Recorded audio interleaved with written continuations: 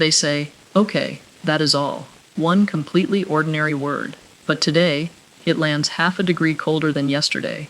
Your stomach tightens before you have even decided what the word means. You read the message again, or you replay the way they said it in your head. Was it shorter than usual? Did they pause before answering? Why was there no emoji this time? Why did their face look different for half a second? Nothing has actually been explained, yet your brain is already building a case. Maybe they are annoyed. Maybe you said too much. Maybe they are pulling away. Maybe something changed and you are the last person to know. 5 minutes ago, you were having a normal day.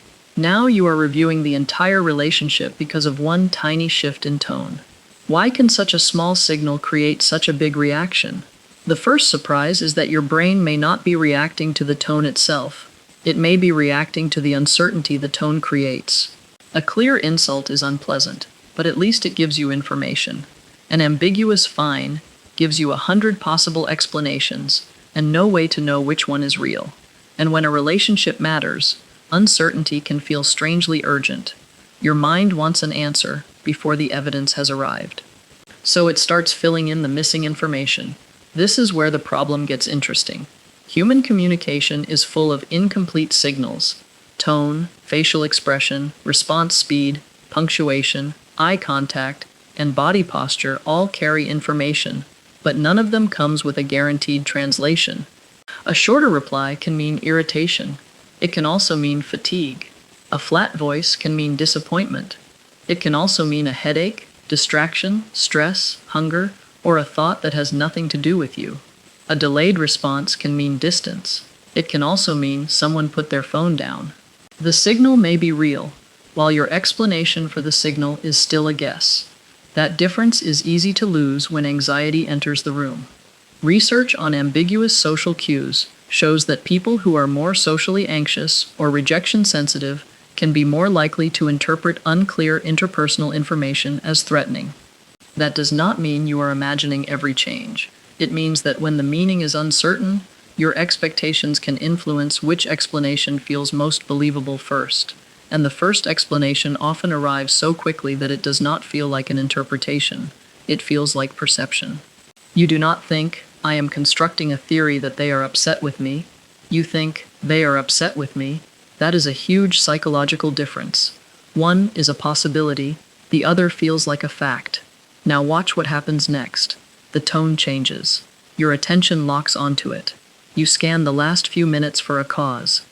You remember the joke you made. You remember the message you sent. You remember that you interrupted them once. You remember something slightly awkward from 3 days ago that suddenly looks suspiciously relevant. Your mind begins collecting evidence for a problem it has not yet confirmed exists. Then comes the urge to repair it. You send another message. You soften what you said. You add an emoji. You ask, are you okay? If that does not work, you ask, are you mad at me? If they say no, but still sound different, the answer may not feel convincing, so you monitor again. And for a moment, any sign of warmth brings relief. They laugh normally. They add a heart. They say, no, seriously, I'm just tired. Your body relaxes. That relief matters, because the lesson your brain can learn is not simply that everything was fine. The lesson can become, when a tone changes, scan harder until you feel safe again. That is how a tiny cue can become a checking loop. Tone shift, threat prediction, scanning, reassurance or repair, temporary relief, then increased sensitivity to the next shift. And this is the contradiction. You monitor tone because you want to protect the relationship, but constant monitoring can make the relationship feel less safe inside your own mind. You stop listening only to what the person is saying. You start listening for evidence that something is wrong. A normal pause becomes suspicious. A shorter sentence becomes a clue. A tired face becomes a verdict. The relationship slowly turns into a weather station, where you are checking the emotional pressure every few minutes. There is another surprising part. Sometimes you are not especially sensitive to negativity. You are sensitive to change. The same neutral voice may not bother you from a stranger at all. But when someone who usually sounds warm suddenly sounds flat, your brain notices the difference immediately.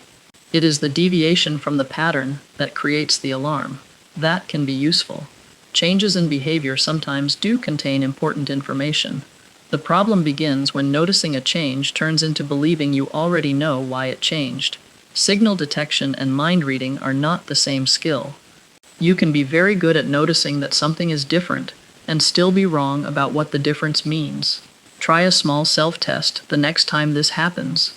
Ask yourself what a camera or microphone could actually record. Maybe the fact is, they answered with one word instead of a full sentence. Maybe the fact is their voice was quieter than usual. Maybe the fact is they looked away while I was speaking. Now separate that from the story your mind added. They are bored with me. I annoyed them. They are losing interest. I did something wrong. Those may be possible explanations. But possibility is not evidence. Then, ask a second question. How many non-personal explanations can you generate before you act?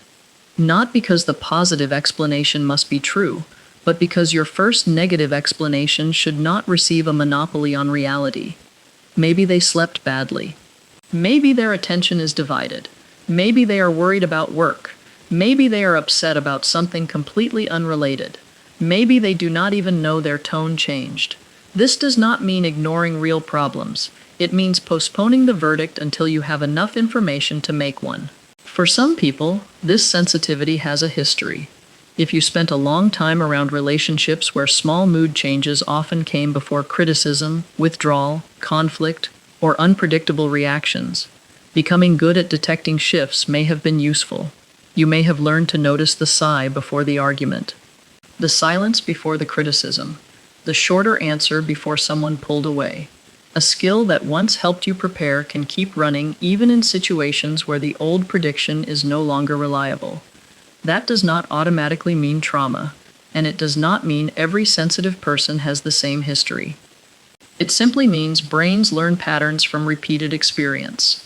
If a tiny cue repeatedly predicted a meaningful social consequence, your attention may become very interested in that cue. There is also a more ordinary version of the same process. Maybe you simply care a lot about being understood. Maybe conflict makes you uncomfortable. Maybe rejection feels especially costly to you.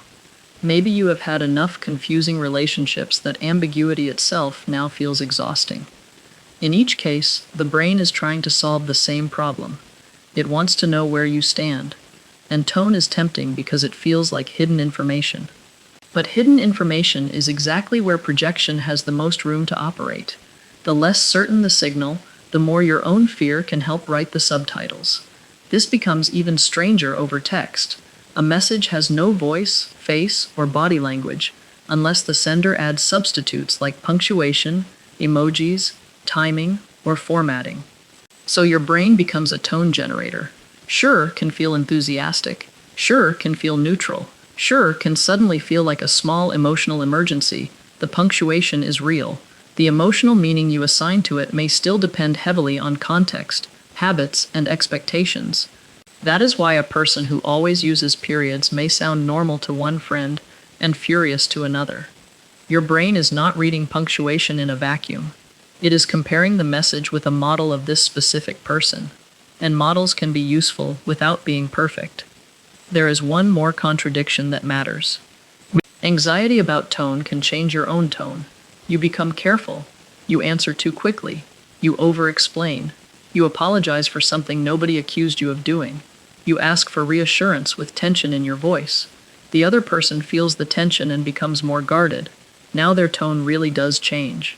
And your brain says, "See? I knew something was wrong." A fear of disconnection can accidentally create the awkwardness it was trying to prevent. This does not mean the entire interaction is your fault.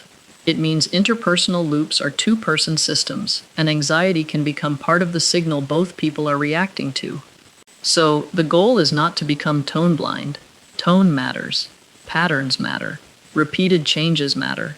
The goal is to stop turning one ambiguous cue into a complete story before the other person has had a chance to speak. A useful experiment is to insert one step between noticing and reacting. Call it the 10-minute gap. When the stakes are ordinary and there is no immediate safety issue, notice the change and wait 10 minutes before repairing anything. During that gap, write 3 short lines. What changed? What am I assuming it means? What else could explain it? Then decide whether the situation actually needs action. Sometimes the answer is no. The tone returns to normal without you doing anything. Sometimes the answer is yes. Something feels different enough that a clean question makes sense. But instead of asking, "Are you mad at me?" 5 times, try one neutral observation. "You seem a little quieter than usual. Is everything okay?" Then let the answer be data instead of the beginning of another interrogation. If they say they are tired, you do not have to force yourself to believe them with perfect certainty. You only have to resist replacing their answer with a worse explanation that has no more evidence. And if a pattern continues over time, then you can respond to the pattern instead of panicking over a single moment. That is a much stronger position. You are not ignoring your intuition. You are asking your intuition to show its work, because intuition can notice a change before conscious thought catches up. But noticing a change and knowing its cause are two different abilities. So the next time someone says, "Okay," and your stomach drops because it sounded slightly different, notice the speed of the story that follows. Maybe your brain will tell you the relationship changed in one syllable. Maybe it will search your memory for what you did wrong. Maybe it will ask you to fix a problem before you know whether there is a problem. That reaction is information too. It tells you that uncertainty has become emotionally expensive. But you do not have to pay for uncertainty by inventing certainty. Sometimes a changed tone really does mean something. Sometimes it means nothing about you at all. And the skill is not learning to guess perfectly. It is learning to stay curious for a little longer than your fear wants to. Because the trap in an ambiguous tone may not be the tone itself. It may be how quickly your brain turns a question mark into a period.